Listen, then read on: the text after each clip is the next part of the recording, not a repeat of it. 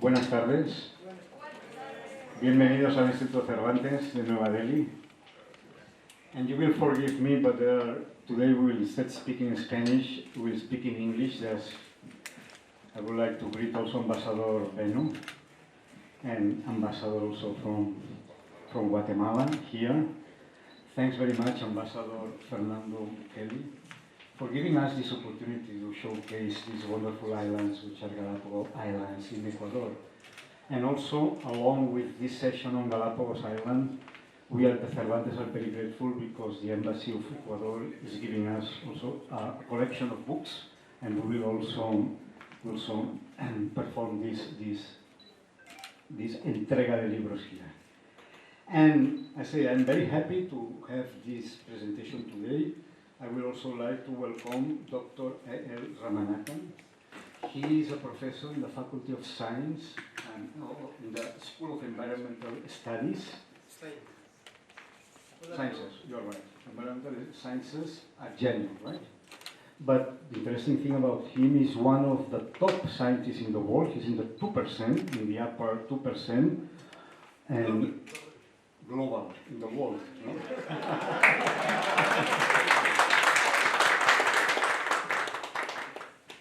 So it's really a privilege to have you here. Thank you for bringing him here.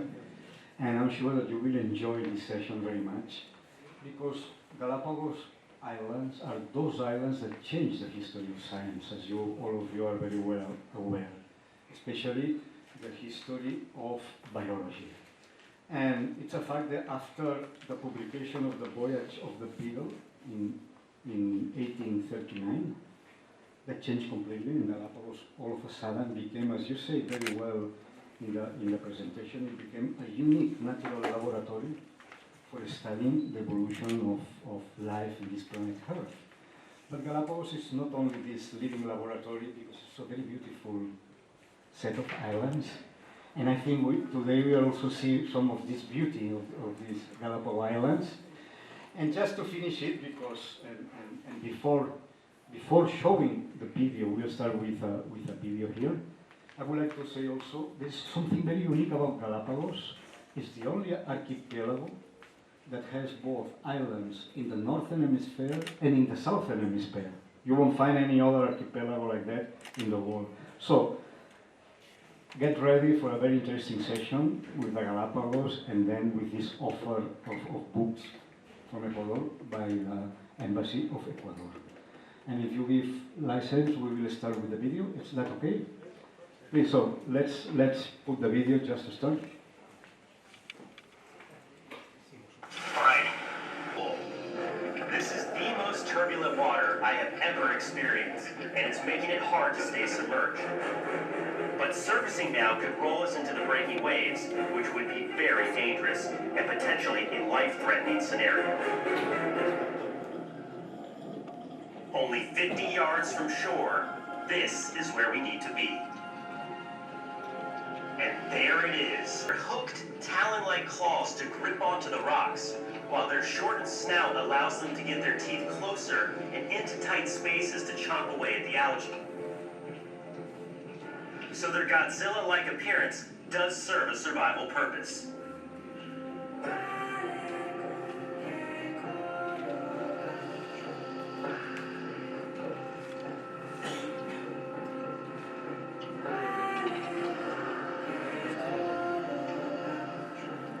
Marine iguanas have also developed flattened tails that are muscular and help them swim through this hazardous environment.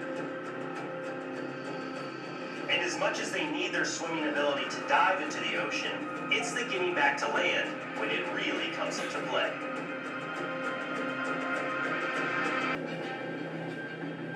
Because these iguanas feed on plants full of salt water, they have remarkably evolved glands that absorb the salt to be ejected by way of snot rockets, also called wigs. And while it seems gross, it's very efficient and just another unlikely demonstration of how these iguanas have solved the many problems to exist here in the Galapagos. Contrary to their name, marine iguanas spend most of their lives on land. The shores of Bernardina can be stacked with hundreds of basking lizards, and while only adult iguanas dive for food, you can spot... We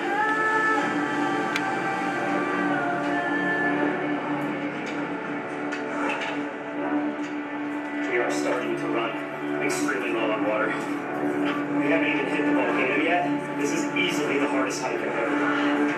Somewhere up there is the ridge. There it is! Look at that!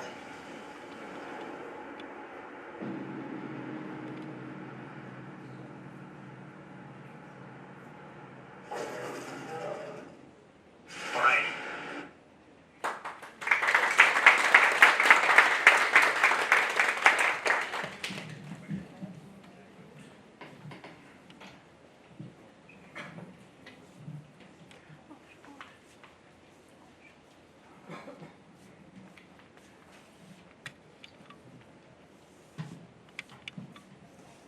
Good afternoon to all of you. First, I will be thankful to the Ambassador of Ecuador for giving me this opportunity to interact with you people. So after this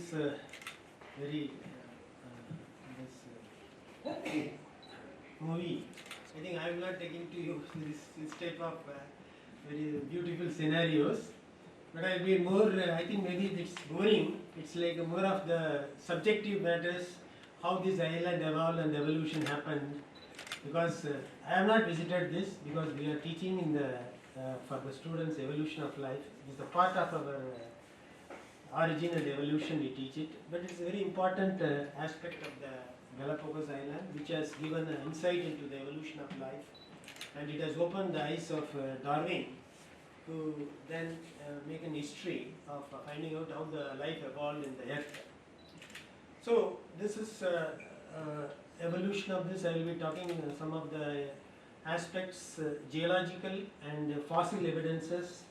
I think most of you people knows that fossil evidences and paleontological evidence, which help to find out the evolution of life in the earth, also in the Galapagos to the island. So it is an isolated Pacific Ocean island, because which is, if you see, the largest ocean and coldest ocean and nutritious ocean, siliceous oceans and calcareous oceans, that is most available in this Pacific Ocean. This is 100 kilometers from the equator, the country which is sovereign over them. And the land area is somewhat smaller than the Cyprus. 13 major islands and over 100 islets are geologically young. What I mean by geologically young is that our continental crust is younger than the oceanic crust. Oceanic crust is younger than the continental crust because it evolves with the plate tectonics theory. You might have seen the new plates evolve and then old plates will be submerged. So through this activity of volcanism and fault, and then this volcanic is very active because we have volcanic active volcanoes in India in the Andaman Nicobar Islands, but that is not that big as compared to this. We have the dormant volcanoes in our Deccan Plateau. That is in the Nagpur. If you go to Nagpur and in Bombay part of Nagpur, you can walk around these elephant islands.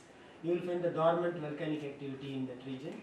So this, the importance of this volcano is that it will bring a lot of new material from the bottom of the earth. Then it will become part of the surface of the earth and become very nutritious. That's why we call it as the soil derived from this volcano is called the black cotton soil. So you will find in Bombay, you will find in Coimbatore and other regions where that black cotton soils are there more about in this region. So this island, typically if you see the 13 islands,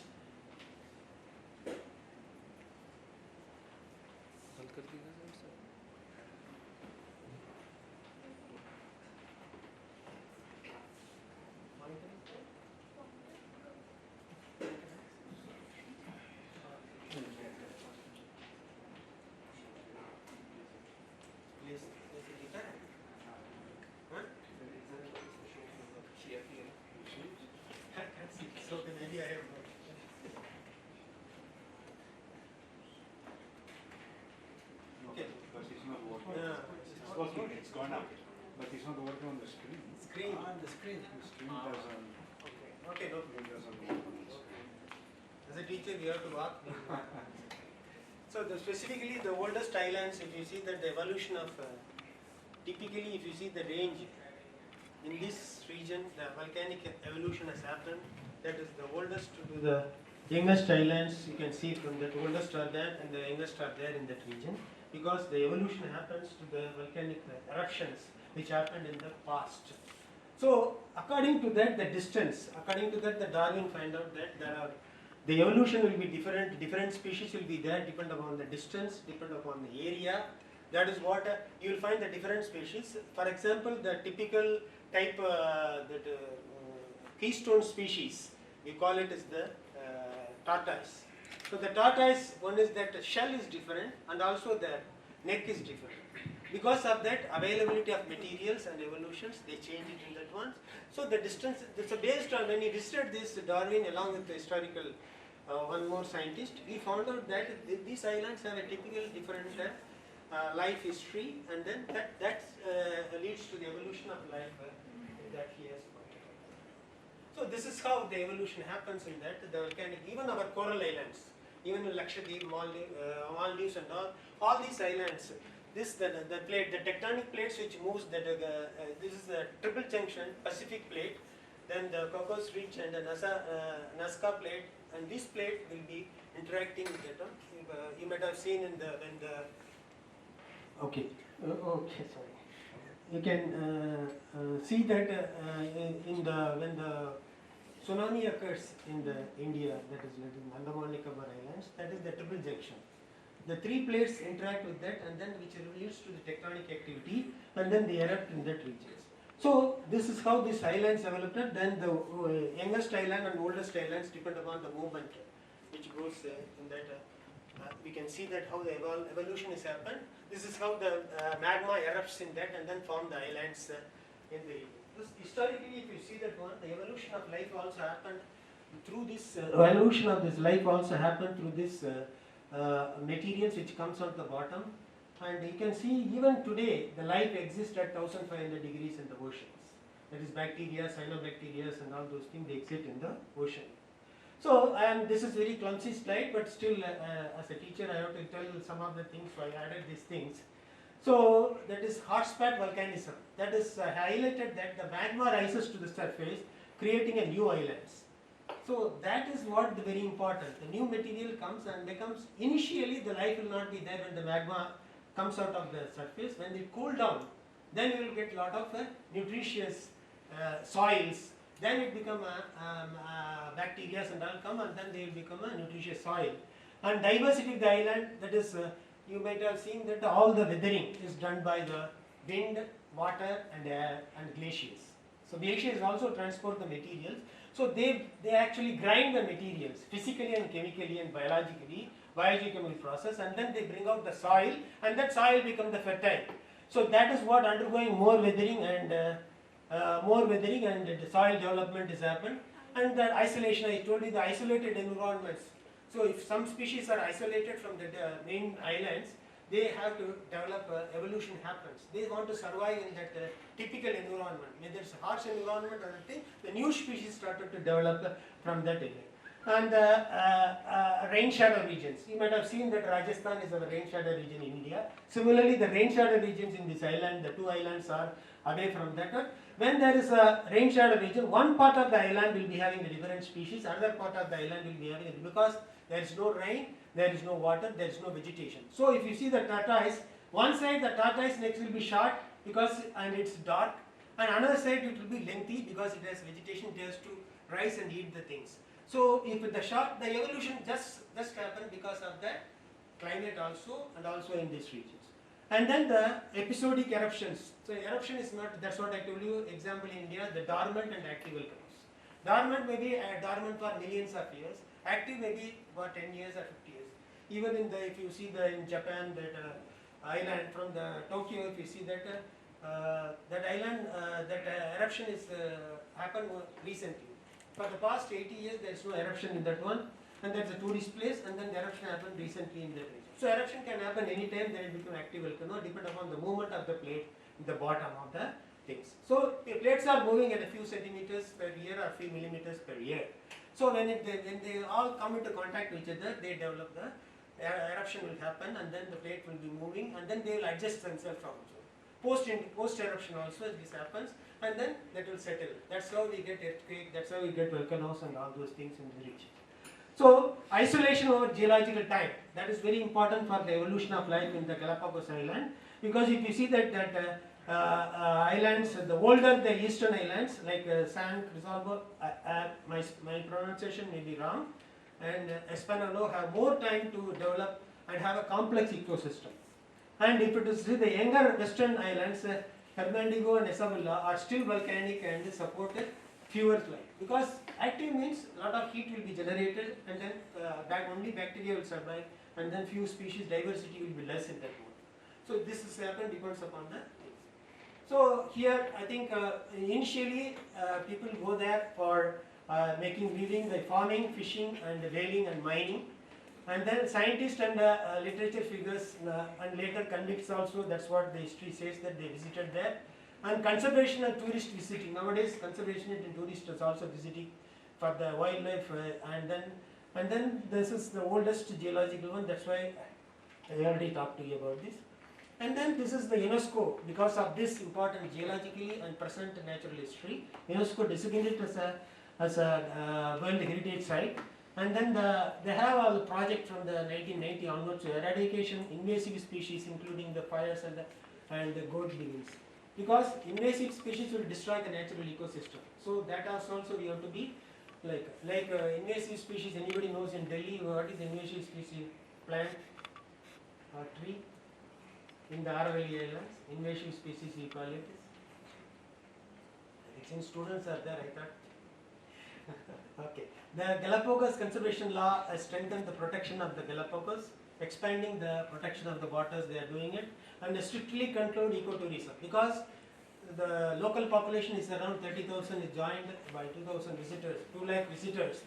And next slide will also tell you about how the population of these tortoise has reduced because of the tourism and the anthropogenic activities in the regions. So that's what I told, origin of the life. The life originated around 3.8 billion years. The cyanobacteria, that is in the Australia we found out the first cyanobacteria which survives on without oxygen. That is the chemical photosynthesis is not there. Those survive. In India we have a stromatolite fossils in the Rajasthan and in the Shimla. That is shows that around 3.2 billion years the life originated around 3 to 3.8 billion years. So the theory goes that one is the abiogenesis insists the non-living matter like that of the primordial soup or deep sea hydrothermal vents. So that heat will generate lot of clay materials and nutrients, and then the life will generate from that. And then another one is that the life building blocks that is originated from the earth via meteorites, from the other universe meteorites, and then they bring the materials into that one, and they bring the clay materials. And the clay is the first indication for the origin of the life. Clay in metals. I think you know mud. Mud is slightly different from the clay. So that is around 2.5 years. So this is what I told you about 4.3 billion years, that is the Precambrian period. But the first evidence we have got around 3.8 billion years in Australia. In India we have 3, I told you. During the 600 million years, because of the collision of asteroids on Earth, brings a lot of material from the universe. And then the carbon is traced from the geological material, that is zircon. Everybody is using the zircon for your. Even today we are using zircon material, gemstone for your rings and your necklace. So the zircon has first shown that there is a carbon in that one, which shows that the life is brought out from the other planet into the universe, into the world. And then similarly there is a highly acidic hot spring environments are there, hydrothermal vents are there, which is bringing the life, bacterial life, cyanobacteria and all those things, suggests them that the birthplace of Earth for the first time. And then similarly the organic molecules, evolution of organic molecules happen in the clay materials that could offer the favorable condition of production and preservations. So this is also come from the, we are expecting from the other universe also, they bring it into the point. So this is how the origin and evolution is different. Origin is going to tell about how the life has originated. Evolution is going to tell us about the what are the understood the support by substantial evidence. Evolution explains how the life has changed over time.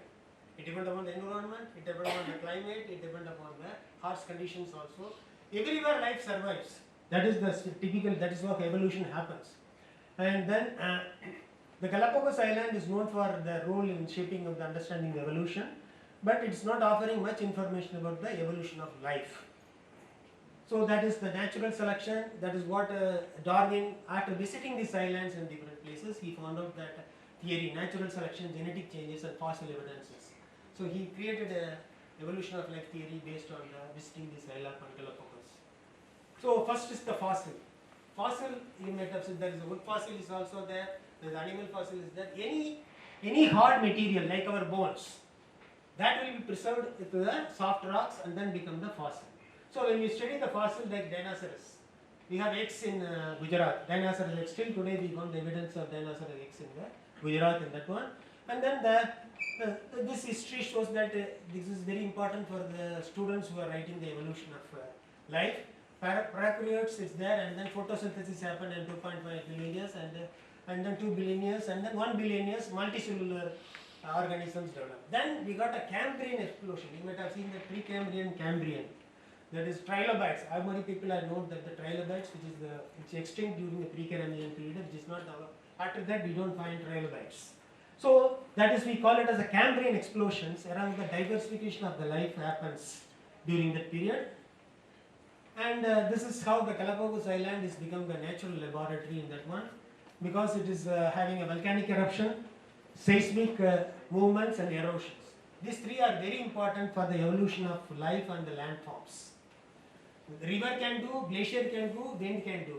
In Rajasthan, if you go, you will find hundreds and 200 feet of lagoon, that is sand dunes.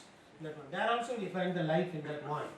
So then he studied this different species, flora and fauna in that one, like the beaks of the birds, and then the tortoise length, and then from that he evolved the theories in that one. And then that is now you have seen that one, the marine guana. That is the very important thing which adapted to that, like cold climate. It adapted to that, and endemic species are there in that regions. So that is the main important of the Galapagos I imparted is the geographical isolations. The geographical isolations, when the species come into the mainland population, all the time the isolation alone population they evolve independently. When it is not in contact with the mainland, so one species to develop depend upon the survival conditions, availability of food, availability of water. So the species change their thing, and speciation is the population of organisms become isolated in different islands with a distinct environment, they evolve into new species. That's what one tortoise has become other tortoise species in that one. Equinox became different types of equinox, one is in the volcano side, one is in the marine side. And then the environmental pressures, that is availability of food, climate variation, like Humboldt current, the coldest current which goes to the Galapagos Island, which makes the water very cold. That is the movement, the oceanic currents movements, we call it as a conveyor belt system. Throughout the global area, it takes around hundreds and thousands of years to complete one rotation. So that is why when you put a plastic today in Pacific Island, after 100 years or 200 years, you will get the same plastic, because it is not degradable. The current will bring back to you. Whatever you do, it will come back to you. That is what the environmental pressures now, that is one of the important things the Galapagos Island they want to preserve as a natural history. And convergent evolutions are unrelated species develop similar traits because they are exposed to similar environment. For example, that the Connaught, that is the one bird which is like a penguin. It behaves like a penguin now, even though penguins are different. It even survives through a cold environment. That's how the convergent evolution Darwin able to identify from the island in the region. So this is another, I told you, the distance. The number of species will be less when it is a smaller island. Number of species is more when it is a larger island. And also similar to that, number of species island distance effect. Main island to the distance islands. The distance is more in that one, you will be getting the immigration rate will be less and the extinction rate will be higher. So extinction and immigration, they are linked to each other for the survival. And then there is a bottleneck, we call it as a bottleneck effect in the evolution. One is that as a result of, for example, earthquake happen, floods happen, natural disasters happen, and the new population is made to survive on the new environment in that one. That is the bottleneck. That is red and yellow species are there, and then they become dominated by a red species depending upon the environment. So the species will change in color they have put the color, but it is the species entirely changed. And the founder effect will be that the tiny population separates from the larger population and start a new colony. So they will become multiplication in that region. And then the long-term isolation, and this is if you are more isolated, that means man can also survive if you are in the different island without food also. You will find out some way to survive. That is how the isolation has happened. And the terrestrial marine life, like that Coromandos, I told you that they evolved like a penguin. Because it is cold climate, which is never expected. Later they become adapted to that and they become like a penguin in that region. And so all these Galapagos Island is the interaction between the geology and biology. So that is what we cannot, nowadays we cannot distinct, okay, time.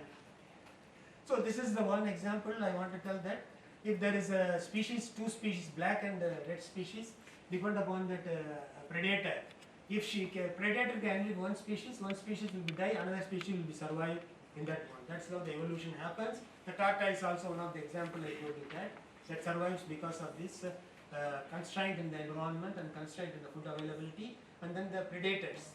The color of the shell will be changed depending upon the predators in that one. Man is a different predator. He can identify both the colors. He can kill anybody in that one. So this is how the islands, on islands with the humid islands, for example, the tortoise are larger and down shells and shark necks. That is in the other side. So the islands are smaller, it will be saddle shell and longer. So it depends upon the size of the island and the distance from the mainland, the tortoise also changes. So finally, this is the one thing I want to show that.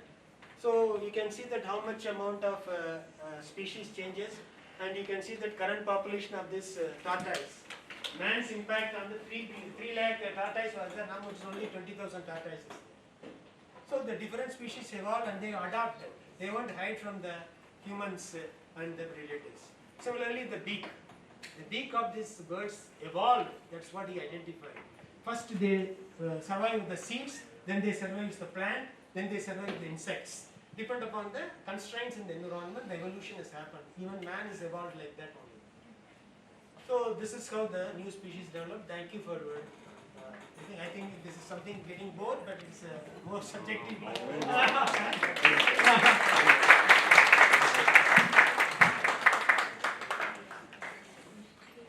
you. Thank you.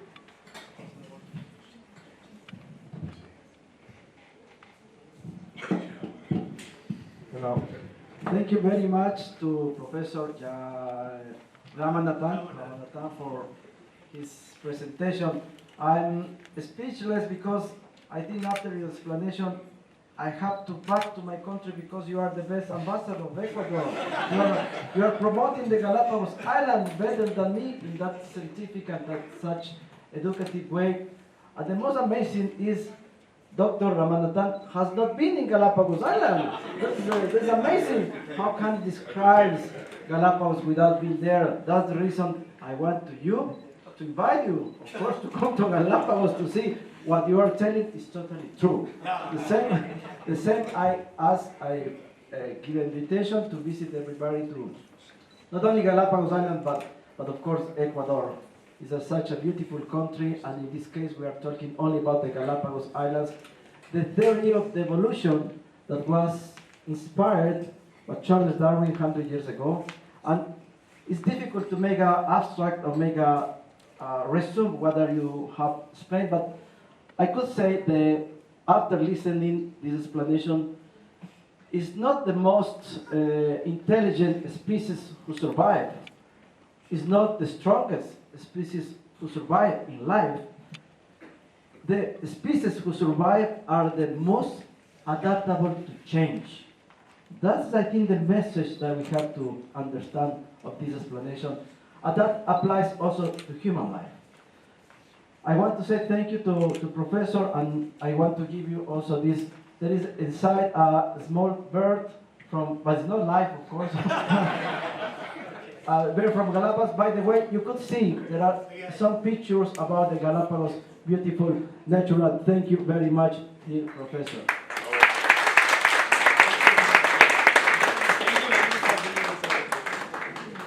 Now to finish, before to have to, I think everybody is thirsty or a little bit hungry. Let's after to before to going to have some glass of wine. We are going to finish this program. We want to donate some books from Ecuador to the most standing library of the Spanish language in New Delhi, and may I say in North India. That is Cervantes Institute. This is a sample about 30 books of Ecuadorian authors.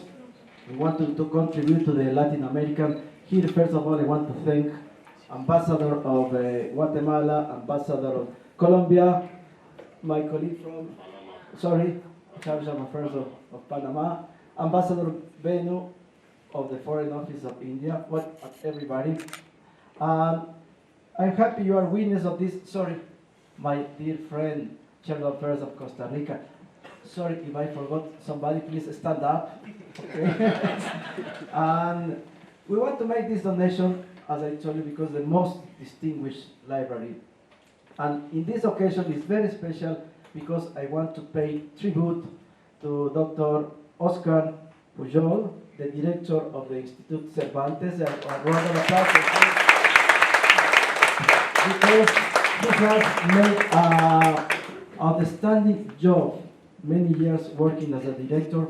He's leaving for good in the coming weeks to be director of Cervantes, may I know, in another country, yeah, in Morocco. I want to, he has a lot of qualities. He's a distinguished intellectual. He's the person who has translated into Spanish or into Catalan, the Spanish Catalan, many the dictionary from Sanskrit. You know how big job has he done. But I think one of the most important achievements is he has shown Latin America and Spain, Ibero-America, in India. You know, for ambassadors here, we try to promote our countries through trade, investment, and maybe tourism, but it's difficult. In the biggest country in the world, in terms of population, it's impossible to do that. But that thing has been possible only for Dr. Oscar through the culture, through the Spanish language. He's doing a job fantastic to show how is Latin America doing through the language. I want to say thank you very much for letting us, the Indian people, know about all the riches of the Spanish language, dear doctor, and I wish you the best in your next challenges, and please, you have here your friends who will always be very thankful to you.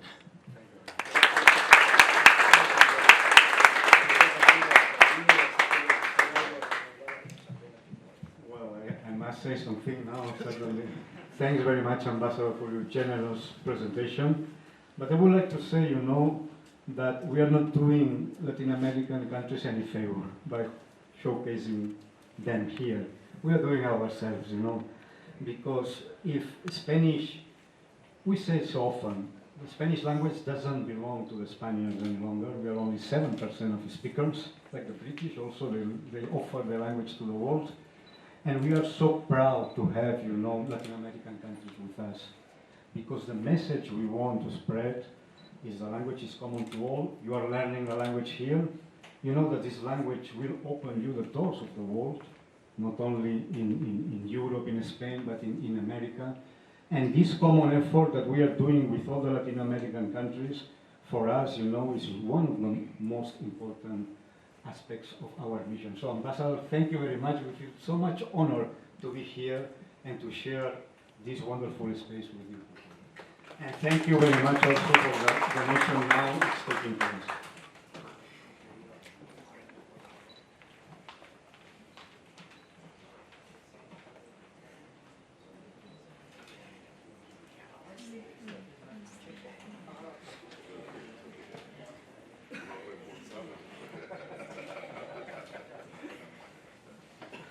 Thank you very much for your time. Please, let's enjoy together one glass of wine.